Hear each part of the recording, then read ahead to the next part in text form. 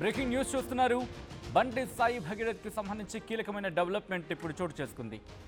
బండి Sai Bhagirath phone data recovery పనిలో పడ్డారు పోలీసులు. బండి భగీరథ్ పాక్సో కేసులో కీలక పరిణామం.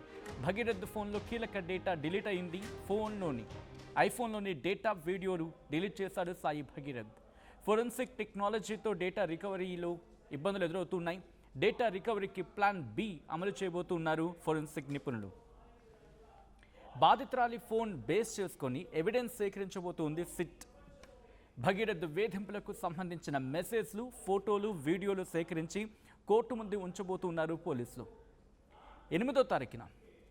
మే 8వ తారీఖున పేట్ బషీరాబాద్లో కేసు నమోదు కాగానే సాక్ష్యాలతో పాటు సోషల్ మీడియా అకౌంట్ డిలీట్ చేశాడు బండి Sai Bhagirath. Cell phone switch off చేసి అజ్ఞాతంలోకి వెళ్ళిపోయాడు భగీరథ్. అయితే సాక్ష్యాలు ధ్వంసం చేశాడని రుజువైతే భగీరథ్కు మరిన్ని ఇబ్బందులు తప్ప ఉంటున్నారు పోలీసులు. భగీరథ్ ఫ్రెండ్స్ను కూడా విచారించే ఛాన్సెస్ చాలా ఎక్కువగా కనిపిస్తూ ఉన్నాయి. సిట్ బృందం ఘటనా స్థలంలో ఉన్న సీసీ ఫుటేజ్ని పరిశీలించారు. పోలీసులు అక్కడికి వెళ్లారు. ఆ ఘటనా ప్రదేశాన్ని పూర్తిగా పరిశీలించారు.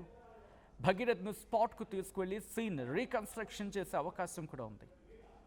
అంటే ఆ రోజు ఏం జరిగింది, ఎప్పుడు వచ్చారు, ఏ టైం వరకు ఉన్నారు, ఎటువంటి కాన్వర్సేషన్ జరిగింది, ఎలా మసులుకున్నారు, ఇంకా ఎవరెవరు ఉన్నారు, ఇంకా మధ్యలో ఏం జరిగింది, ఇద్దరి మధ్య ఏమైనా గొడవ వచ్చిందా, ఎవరిని ఏమన్నారు. ఎందుకంటే ఆ రోజు 31 డిసెంబర్ అండ్ 1 జనవరి ఆ 2 రోజులు కూడా ఆ అమ్మాయి మీద అఘాయిత్యానికి పాల్పడ్డారు అనేది నేనంటున్న మాట కాదు.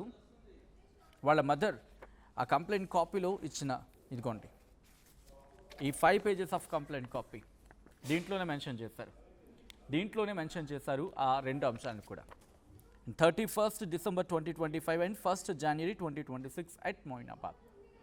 అండ్ డీటెయిల్గా మాట్లాడే ప్రయత్నం చేద్దాం. ఈ అంశానికి సంబంధించి పూర్తి సమాచారం అందించేందుకు మా ప్రతినిధి ఇన్నారెడ్డి సిద్ధంగా ఉన్నారు. ఇన్నారెడ్డి దగ్గరికి వెళ్ళే ప్రయత్నం చేస్తున్నాను. ఇన్నారెడ్డి, ఈ కేసు ఇన్వెస్టిగేషన్లో ఫోరెన్సిక్ నిపుణులు ఎటువంటి విషయాలు బయటపెడుతున్నారు, ఇంకా ఎటువంటి ఇన్వెస్టిగేషన్ జరగబోతుంది? సచిన్, మనం ఈ కేసు సంబంధించిన విషయంలో ఇప్పుడు ఏమైతే కోర్టులో పిటిషన్ కూడా దాఖలు చేస్తున్నట్టు తెలుస్తా ఉంది. దీంట్లో 10 రోజుల పాటు భగీరథ్ను కస్టడీ తీసుకుంటే చాలా విషయాలు బయటకు వచ్చే అవకాశం ఉందన్న ఒక అంశం అయితే, 2 అంశాలని చాలా కీలకంగా ఉన్నాయి. ఒకటేమో సోషల్ మీడియాలో ఫొటోస్ అనేవి స్ప్రెడ్ చేయడానికి కారణమైన స్నేహితులు కావచ్చు, తర్వాత ఈ కేసులో ప్రత్యక్ష సాక్షులు, అంటే ఈ ఘటన జరిగినప్పుడు 3 చోట్ల జరిగిన అటాక్ సంబంధించిన విషయంలో కూడా 10 మంది స్నేహితులు ఉన్నారని చెప్పేసి కూడా బాధితురాలు మదర్ ఇచ్చిన ఫిర్యాదు మేరకు 10 మంది స్నేహితులు. అలాగనే ఈ విషయం ఎప్పుడైతే బయటకు వచ్చిన తర్వాత బాధితురాలను బ్లేమ్ చేస్తూ చాలా మంది, దాదాపుగా 14 మంది ఇన్ఫ్లుయెన్సర్స్ గుర్తించడమే కాకుండా ఇప్పుడు మరొక కొత్త అంశం మన ఉదయం నుంచి కూడా జరుగుతున్న అంశం ఏంటంటే, ఈ హైకోర్టు జడ్జిని ట్రోల్ చేస్తున్న వ్యక్తుల మీద యాక్షన్ తీసుకోవాలంటూ కూడా సిట్ ఏర్పాటు చేయడం కూడా జరిగింది. సో ఇవన్నీ జరుగుతున్న నేపథ్యంలో ప్రస్తుతం ఈ కేసు వ్యవహారంలో కోర్టు కనుక కస్టడీకి ఇస్తే చాలా విషయాలు బయటకు వస్తాయని, అలాగనే రేపటి నుంచి అంటే మనకి సంవత్సరం సమాచారం రేపటి నుంచి ఎవరైతే స్నేహితులు సహకరించారో వాళ్ళందరినీ ఒక్కొక్కరుగా విచారించే అవకాశం ఉంది. ఒక పక్కన సైబర్ క్రైమ్ పోలీసులు చాలా స్పష్టంగా ఎవరైతే సోషల్ మీడియాలో అమ్మాయిని బ్లేమ్ చేయడానికి, తర్వాత అమ్మాయిని ఇష్టం వచ్చినట్టుగా తోల్చడానికి కారణమయ్యారు, వాళ్ళందరి అకౌంట్లో డబ్బులు పడ్డ తర్వాత డబ్బులు కమ్ముడిపోయి ఒకే కంటెంట్ ని పదే అన్ని ఛానల్స్ కూడా రిపీటెడ్ గా వాళ్ళు టెలికాస్ట్ చేయడమో పోస్ట్ చేయడమో జరిగిందనే విషయాన్ని కూడా చాలా స్పష్టంగా గుర్తించారు. అది కాకుండా మనం గమనించవచ్చు సచిన్, దీంట్లో పోలీస్ యంత్రాంగం ఒక SOCA అనే ఒక టెక్నాలజీని వాడుతూ ఉంది. ఈ టెక్నాలజీ ఏంటంటే, ఎక్కడైనా సరే సోషల్ మీడియాలో కావచ్చు, ఫేస్బుక్ కావచ్చు, ఇన్స్టాగ్రామ్ కావచ్చు, ఎక్స్ కావచ్చు, యూట్యూబ్ కావచ్చు, దీంట్లో ఎవరైనా సరే అన్సీన్ కంటెంట్ కానీ, తర్వాత దీంట్లో మత విద్వేషాలకు సంబంధించిన కంటెంట్ కానీ పోస్ట్ చేసినప్పుడు మనం ఏదైనా ఒక కేటగిరీ ఇస్తే ఆ కేటగిరీలో ఎవరైనా కంటెంట్ పోస్ట్ చేసినట్టు తెలియగానే ఇమ్మీడియట్ గా ఆ వాట్సాప్ గ్రూప్ ని కానీ, తర్వాత వీడియోని కానీ, తర్వాత ఆ పోస్ట్ కానీ ట్రాక్ చేసి వాళ్ళని ట్రాక్ చేసిన తర్వాత ఆ కంటెంట్ ని కూడా గుర్తించే ఒక టెక్నాలజీని కూడా ప్రస్తుతం పోలీసులు ఉపయోగిస్తా ఉన్నారు. ఇది చాలా ఈజీ. అంటే కొంతమంది సిస్టమ్ మీద కూర్చొని ఎవరు ట్రోల్ చేస్తున్నారు, తర్వాత ఎక్కడి నుంచి పోస్ట్ చేస్తున్నారు, తర్వాత వాళ్ళ లొకేషన్ ఏంటి, ఐపీ అడ్రస్ ట్రాక్ చేయడంలో భాగంగా మాన్యువల్ కంటే కూడా ఆటోమేషన్, అంటే ఏ టెక్నాలజీ తోటి వీళ్ళు SOC అనే ఒక టెక్నాలజీని వాడుతున్న నేపథ్యంలో ఈ టెక్నాలజీ ద్వారా చాలా విషయాలు బయటకు చెందుతుంది. మనం గమనించవచ్చు, ఇప్పటికే మనకు బండి భగీరథకు సంబంధించిన మొబైల్ ఇప్పటికే ఫోరెన్సిక్ ల్యాబ్ లో ఉంది.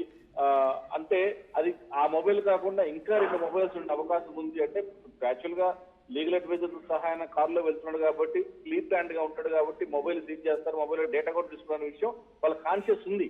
సో ఆ ఇచ్చిన మొబైల్లో డేటా ఉండే అవకాశం లేదేమో అని చెప్పి అనుమానం. దానికి సంబంధించిన డేటా కూడా ట్రాక్ చేసి తెలుస్తా ఉంది. మరికొన్ని మొబైల్స్ కూడా ఉన్నాయని చెప్పిన అనుమానంతో ఖచ్చితంగా మరోసారి పోలీస్ యంత్రాంగం మన బండి భగీరథకు సంబంధించిన ఇంట్లో కావచ్చు, తర్వాత స్నేహితులలో కావచ్చు తనిఖీలు చేసే అవకాశం అయితే ఉంది.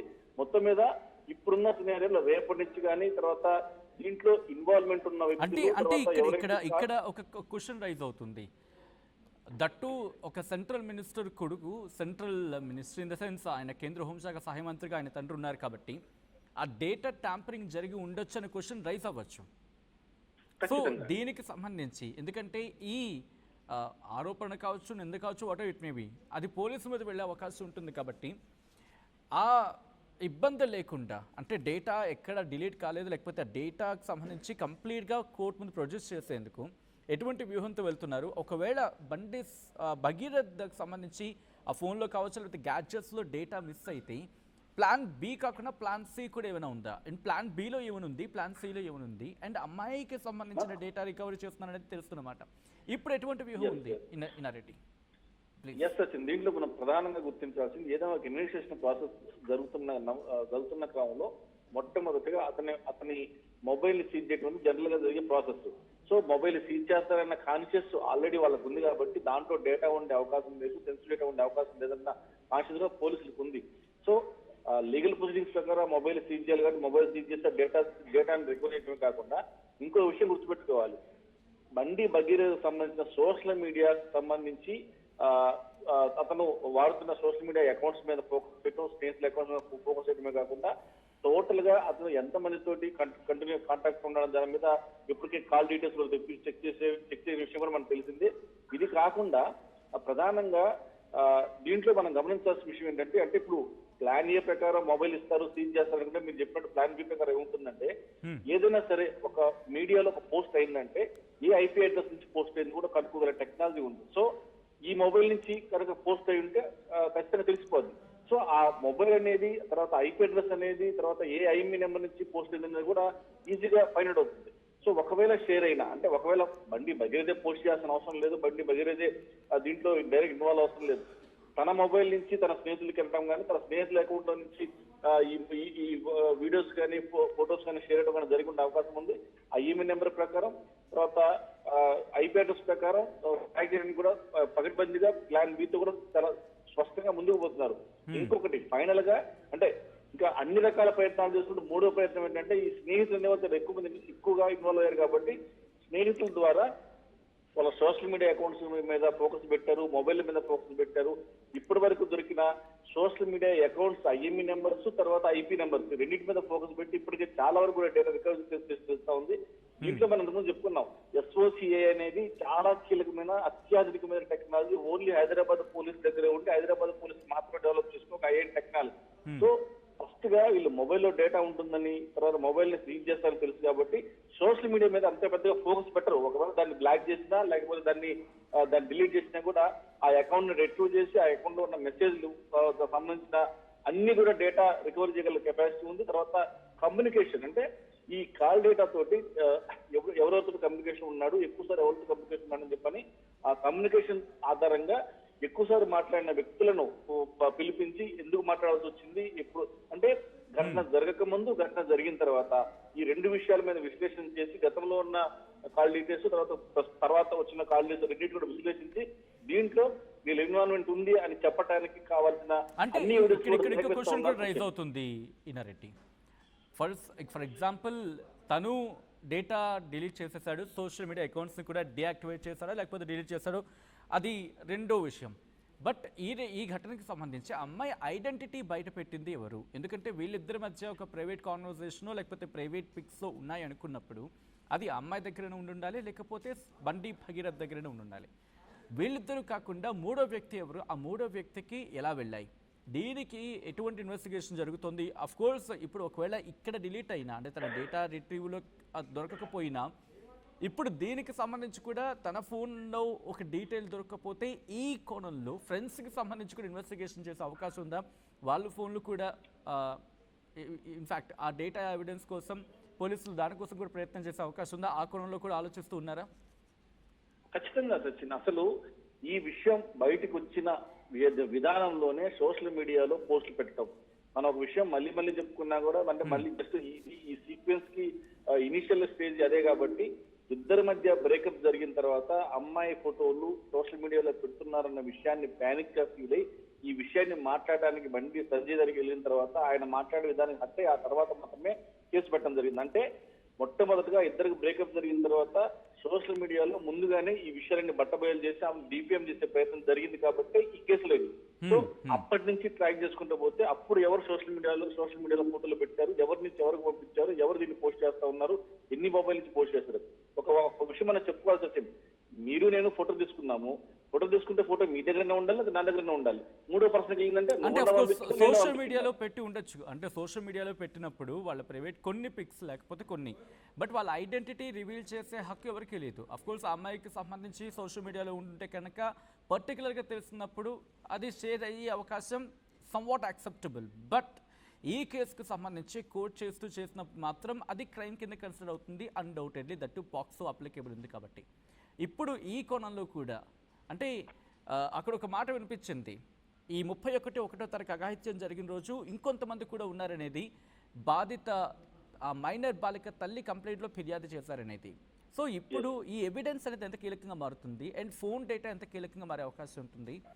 ఒకవేళ దొరకకపోతే ఇన్వెస్టిగేషన్ ఇంకా ఎలా తీసుకువెళ్ళాలని చెప్పి, ఒకవేళ ఇద్దరి ఫోన్స్లో కనుక లేకపోతే ఇన్వెస్టిగేషన్ ఎలా వెళ్ళే అవకాశం ఉందని చెప్పి డిస్కషన్ ఉంది పోలీస్ వర్గాల్లో. సచిన్, ఈ సోషల్ మీడియాలో కావచ్చు, టెక్నికల్ టర్మ్స్ లో కావచ్చు, మీరు మనుషులను తారుమారు చేయొచ్చు, తర్వాత మనుషుల మీద ప్రభావం చూపించేసి సాక్ష్యం లేకుండా చేయొచ్చు. కానీ digital print, digital foot print అవి మనం ఎవరితోనా మాట్లాడినా లేకపోతే ఏదైనా సోషల్ మీడియాలో పోస్ట్ చేసినా లేకపోతే ఏదైనా ఓపెన్ చేసి చూసినా కూడా ఆటోమేటిక్ గా మనకు తెలియకుండానే కొంత డిజిటల్ ప్రింట్ అనేది డేటా స్టోర్ అవుతా ఉంటుంది. సో ఆ డేటాని స్టోర్ అయిన డేటాని ఆటోమేటిక్ గా రిట్రీవ్ చేయగలిగే టెక్నాలజీ ఉంది కాబట్టి ఏ రకంగా వాళ్ళు తప్పించుకోవాలో చూసినా కూడా పోలీస్ దగ్గర ఉన్న అడ్వాన్స్ టెక్నాలజీ తోటి ఈ డిజిటల్ ఫుట్ ప్రింట్ కావచ్చు, డిజిటల్ డేటా కావచ్చు, ఇది మొత్తం కూడా రిట్రీవ్ చేసే అవకాశం ఉంది. సోషల్ మీడియాలో పోస్ట్ అయిన దగ్గర నుంచి, షేర్ అయిన దగ్గర నుంచి మొట్టమొదటిగా ఎక్కడి నుంచి షేర్ అయింది, ఆ ఎంఈ నెంబర్ ఏంటి, ఐపీ అడ్రస్ ఏంటి, ఎంతమంది షేర్ చేశారు, ఎంతమంది నిలబడి ఉన్నారు. దీంట్లో బాధితురాలు మదర్ ఇచ్చిన కంప్లైంట్ లో 10 మంది స్నేహితులే దీనికి కారణము, 3 సార్లు జరిగిన అటాక్ జరిగినప్పుడు 10 మంది ఉన్నారు అక్కడ, వాళ్ళ కడుసనల్లో జరిగింది, వాళ్ళకి తెలిసే జరిగిందని చెప్తా ఉన్నారు. కొంతమంది ఆ తర్వాత ఈమెను భయపెడితే, సోషల్ మీడియాలో కనుక భయపెడితే ఖచ్చితంగా ఆమె విత్డ్రా అయిపోయి కాంప్రమైజ్ అవుతుందని చెప్తున్న ఒక పిచ్చి ఆలోచనతోటి వాళ్ళు ఇంకా దాన్ని ఎక్కువగా ప్రచారం చేసి సోషల్ మీడియాలో బాగా అన్నింటిలో గ్రూప్ లో షేర్ చేస్తారు. కానీ ఒక పోక్సో కేసులో అమ్మాయి ఐడెంటిటీని పేరుతో సహా మనం గమనించవచ్చు. ఎఫ్ఐఆర్ లో కూడా పేరు మెన్షన్ చేయరు, అలానే ప్రెస్ నోట్లలో పేరు మెన్షన్ చేయరు, మీడియాలో కూడా మన స్వచ్ఛమైన ఆదేశాలు ఉన్నాయి. మైనర్ కనుక అయితే పేరు కానీ వాళ్ళ తల్లిదండ్రుల పేరు కానీ రివీల్ చేయకూడదు చెప్పిన కోర్టు ఆర్డర్స్ ఉన్నాయి. అట్లాంటిది డైరెక్ట్ గా వాళ్ళ ఫేసులు, వాళ్ళ తల్లిదండ్రుల ఫేసులు, వాళ్ళకి సంబంధించిన ఇన్ఫర్మేషన్ ఇచ్చి పోస్టులు చేయడమే కాకుండా వాళ్ళ గురించి అసభ్యకరంగా మాట్లాడి అమ్మాయిని డిఫేమ్ చేసే ప్రయత్నం మనం చూసామో లేదో. పోస్టులో కూడా ఈ అమ్మాయికి చాలా మంది బాయ్ ఫ్రెండ్స్ చెప్తున్న బాయ్ ఫ్రెండ్స్ చెప్పని చాలా గలీజ్ గా పోస్టులు చేశారు. వాళ్ళు అనుకోవడం ఏంటంటే మనం ఏం చేసినా చెల్లుద్ది అనుకుంటారు. కానీ ఈ డిజిటల్ ఫుట్ ప్రింట్ అనేది చాలా కీలకంగా ఉన్న నేపథ్యంలో ఖచ్చితంగా let us come to a conclusion. అంటే ఈ ఎపిసోడ్ అంటే ఈ స్టోరీకి సంబంధించి ఫర్ సపోజ్ తన ఫోన్కి సంబంధించి మాట్లాడుకుంటున్న క్రమం ఉంది, but what about his gadgets? అది ల్యాప్టాప్ అయి ఉండొచ్చు, లేకపోతే ఒకవేళ ఉంటే కనుక ఐప్యాడ్, లేకపోతే ఇటువంటివి ఉండొచ్చు కదా. ఇవన్నీ కూడా అదుపులోకి తీసుకున్నారా? తన దగ్గర ఎన్ని గ్యాడ్జెట్స్ ఉన్నాయి, వీటికి సంబంధించి ఏమైనా ఇన్ఫర్మేషన్ అందుతూ ఉందా? అంటే ఇన్వెస్టిగేషన్ కోణంలో వాటన్నిటినీ రిట్రీవ్ చేసే ప్రయత్నం చేస్తూ ఉన్నారా, లేకపోతే కేవలం ఆ కమ్యూనికేషన్కి సంబంధించి కేవలం తన ఫోన్ మాత్రమే ప్రెసెంట్ ఫోరెన్సిక్ నిపుణుల చేతుల్లో ఉందా? లేదు సచిన్, మనం చూసాము. మీరు మీ విషయం గమనించండి. చెప్పండి. సాయంత్రం పూట బండి బగిరీజ అరెస్ట్ అయ్యాడు, తర్వాత దానికి సంబంధించి అతను అదుపు తీసుకున్నారు. కానీ ఉదయాన్నే పోలీసులు ఇంటి మీద అటాక్ చేశారు. అంటే ఈ ఐపీ అడ్రస్ వెళ్ళినప్పుడు మొబైల్స్ తర్వాత ల్యాప్టాప్ కూడా సీజ్ చేసినట్టు మాకు సమాచారం ఉంది. అంటే ఓ. ఎందుకు వెళ్ళారు? అక్కడ బండి భద్రత ఉంటారని చెప్పి వెళ్ళలేదు. ఈ టెక్నికల్ ఎవిడెన్స్ సేకరించడంలో భాగంగా ఏ లొకేషన్ నుంచి అయితే ఫోన్ ఆపరేట్ చేశారు, ఏ లొకేషన్ నుంచి అయితే ల్యాప్టాప్ ఆపరేట్ చేశారు అన్నప్పుడు సంజయ్ ఇల్లు వచ్చింది కాబట్టి ఆ ఇంట్లోకి వెళ్ళి సెర్చ్ చేసినప్పుడు ఇవన్నీ దొరికినాయి. అలానే వాళ్ళ మేనా విండో సెర్చ్ చేశారు. ఇంకా కొన్ని స్నేహితులు కూడా సెర్చ్ చేసి చాలా మొబైల్స్, చాలా ల్యాప్టాప్స్ కూడా సీజ్ చేసి తెలుస్తా ఉంది. అంటే ఇవన్నీ ఇన్వెస్టిగేషన్ లో భాగంగా జరుగుతున్న ఎవిడెన్స్ గ్యాదరింగ్ లో బాగా జరుగుతున్న విషయం కాబట్టి చాలా విషయంలో బయటకు రాలేదు. దీనికి సంబంధించిన టెక్నికల్ ఎవిడెన్స్ అనేది ఇప్పటికే సేకరించారు, మొబైల్ కావచ్చు, ల్యాప్టాప్ కావచ్చు. ఇవన్నీ సేకరించిన తర్వాత క్యాల్కులేషన్ గా అంటే ఏ లొకేషన్ షేర్ అయింది, ఎవరు మాట్లాడుతున్నారు, ఎవరితో కమ్యూనికేషన్ ఉన్నారు, దీనికి ప్రధానమైన కారణం ఎవరు దాని మీద పూర్తి స్థాయిలో అనలైజ్ చేసిన తర్వాత ఇప్పుడు బండి భగీరథ ఇన్వెస్టిగేషన్ అంటే పోలీస్ కస్టడీ తీసుకున్న తర్వాత ఇప్పుడు సేకరించిన డేటా కావచ్చు, ఎవిడెన్స్లు కావచ్చు, సాక్ష్యాలు, సాక్ష్యాధారాలు, ఫుట్ ప్రింట్, డిజిటల్ ప్రింట్ అన్ని దగ్గర పెట్టుకుని ఇది నువ్వు చేసావా చేయలేదా అని చెప్పంటే ఖచ్చితంగా ఒప్పుకొని తీరాల్సిందే. అది హ్యూమన్ అనుకోండి, ఒకవేళ మనిషి అనుకోండి, నేను చేయలేదని చెప్పి తప్పించుకునే ప్రయత్నం ఉంది. కానీ డిజిటల్ ప్రింట్ కావచ్చు, డిజిటల్ డేటా కావచ్చు, డిజిటల్ ఎవిడెన్స్ ను కాదు అంటాను లేదు. కాబట్టి ఆ రకంగా ఎట్టి పరిస్థితుల్లో ఈ కేసు విషయంలో సక్సెస్ అవ్వాలని చెప్పని పోలీసులు చాలా టెక్నికల్ గా చాలా అడ్వాన్స్ టెక్నికల్ ముందుకెళ్తున్న తెలుస్తా ఉంది. Sachin, right, thanks for the update. Inna Reddy ఒకసారి మీ లైన్లో ఉండే ప్రయత్నం చేయండి. ఇప్పుడు బండి సాయి భగీరథ్ మరి ముఖ్యంగా 30 కంప్లైంట్లో తల్లి చెప్పినట్టుగా 30 and 31st and 1st 30వ తారీఖున 1వ తారీఖున 31 డిసెంబర్ 2025 జనవరి 1 2026 ఈ 2 రోజులు అక్కడ ఏం జరిగింది అనేది పూర్తిగా డీటెయిల్గా బయటకు తీసేందుకు సీన్ రీకన్స్ట్రక్షన్ చేసే అవకాశం ఉంది అనేది ఒక మాట. రెండోది తన గ్యాడ్జెట్స్కి సంబంధించి పూర్తి స్థాయిలో ఫోరెన్సిక్ నిపుణులు పర్యవేక్షిస్తూ ఉన్నారు. ఫోరెన్సిక్ నిపుణుల పర్యవేక్షణలో ప్రస్తుతం తన గ్యాడ్జెట్స్ ఉన్నాయి అనేది ఇంకొక మాట. భగీరథ్ ఫోన్లో కీలకమైన డేటా ఉంది, అది డిలీట్ అయింది. ఐఫోన్లోని డేటా, వీడియోస్ని డిలీట్ చేశాడు భగీరథ్. ఫోరెన్సిక్ టెక్నాలజీతో డేటా రికవరీ చేసే పనిలో ఉన్నారు పోలీసులు. అయితే ఇబ్బందులు ఎదుర్కొంటూ ఉన్నారు. డేటా రికవరీ ప్లాన్ బి అమలు చేయబోతున్నారు పోలీసులు. బాధితురాలి ఫోన్ బేస్ చేసుకొని ఎవిడెన్స్ని కలెక్ట్ చేసే ప్రయత్నంలో ఉంది సిట్ బృందం. భగీరథ్ వేధింపులకు సంబంధించిన మెసేజెస్, ఫొటోస్, వీడియోస్ వీటిని కలెక్ట్ చేసి కోర్టు ముందు ఉంచబోతున్నారు పోలీసులు. 8న పేట్ బషీరాబాద్లోని పిఎస్లో కేసు నమోదైంది. ఎవిడెన్సెస్తో పాటు సోషల్ మీడియా అకౌంట్స్ని డిలీట్ చేశాడు భగీరథ్ అనేది వినిపించమాట. కొన్ని ఎవిడెన్సెస్ సంబంధించి సెల్ ఫోన్ స్విచ్ ఆఫ్ చేసి అజ్ఞాతంలోకి వెళ్ళిపోయాడు బండి భగీరథ్. సాక్ష్యాలు ధ్వంసం చేశాడని రుజువైతే భగీరథ్కు ఇంకొన్ని ఇబ్బందులు తప్పు అంటున్నారు పోలీసులు. భగీరథ్ ఫ్రెండ్స్ని కూడా విచారించబోతూ ఉంది సిట్ బృందం. ఘటనా స్థలంలో ఉన్న సీసీ ఫుటేజ్ని పరిశీలించబోతూ ఉన్నారు. బండి సాయి భగీరథ్ను స్పాట్కి తీసుకెళ్లి సీన్ రీకన్స్ట్రక్షన్ చేసే అవకాశం ఉంది సిట్ అంటూ కూడా ప్రస్తుతం పెద్దరింతలో వినిపిస్తూ ఉంది.